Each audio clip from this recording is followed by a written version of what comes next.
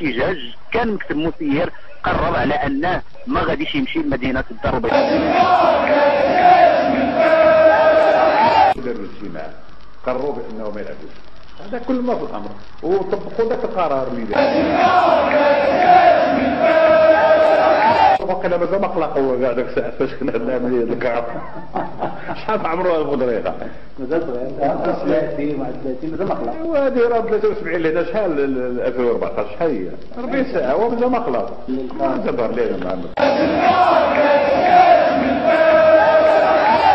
إعلانه هذا المهم بإعلانه نهاية هذا اللقاء قبل وقته القانوني 11 دقيقة قبل النهاية، الشيء اللي جعل الجمهور الفاسي ينفجر ويحتج على التحكيم، وكادت الأمور تتجه لما لا تحمد عقباه إلا تدخل رجال الأمن يقوموا بدور مهم أساسي، وكذا المكتب المسير.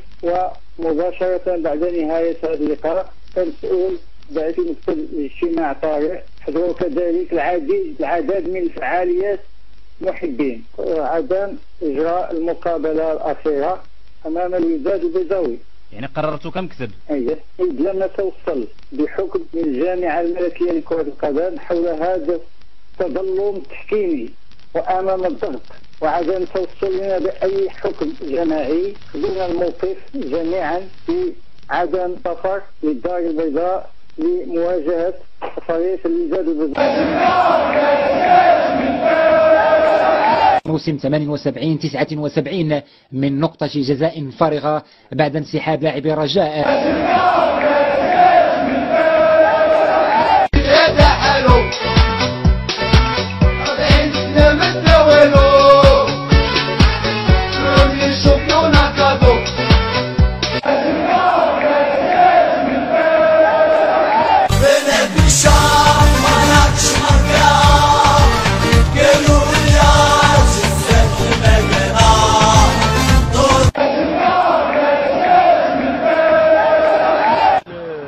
الذي اندمج مع نادي الرجاء والاولمبيك البيضاوي.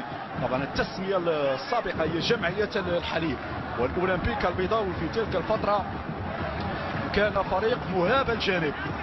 يعني تتحدث عن اسماء كبيره فعلا، يعني اوزوكاس، الخلفي، القدميري، الدغاي، الناظير، جيدو امام على صوره.